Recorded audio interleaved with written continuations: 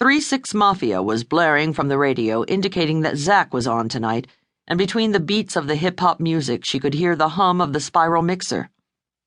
"Yo, Zach!" she called out, craning her neck to find the boy.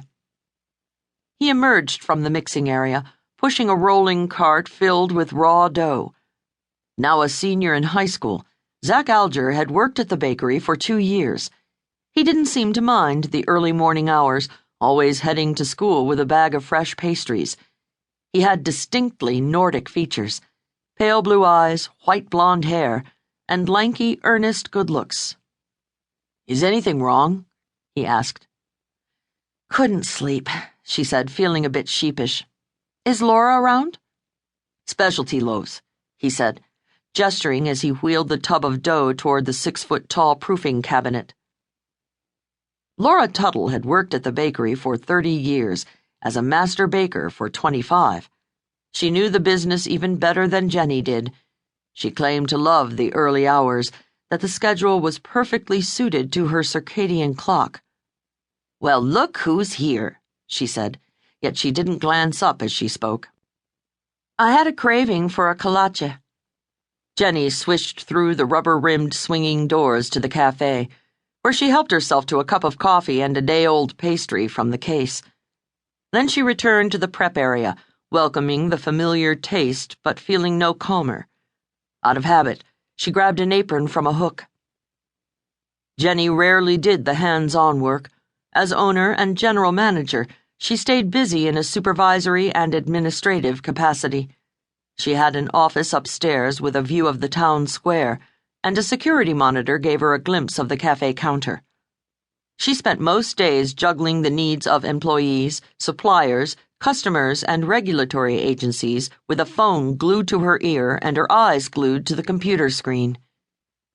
But sometimes, she reflected, you just had to roll up your sleeves and dive in.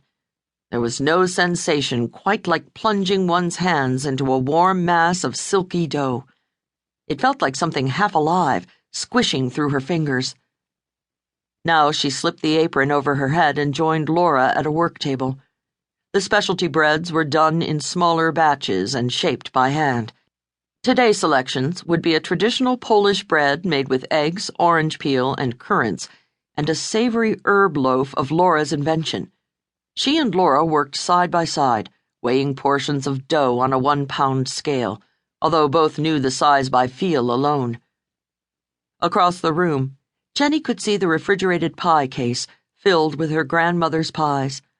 Technically speaking, they were not Helen Majesky's pies, but the original recipes for the lofty lemon meringue, the glossy 3-berry tarts with the lattice tops, the creamy buttermilk chess pie, and all the others came from Helen herself, decades ago.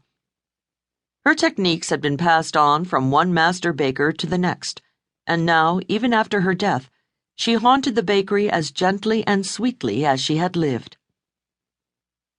Jenny felt curiously detached from herself as she braided the dough into fat, rounded loaves. She looked at her white, floury hands and could see her grandmother's hands, lifting and turning the dough with a patient rhythm that seemed to come from a place Jenny didn't recognize in herself. The reality of Graham's passing settled in Jenny's bones.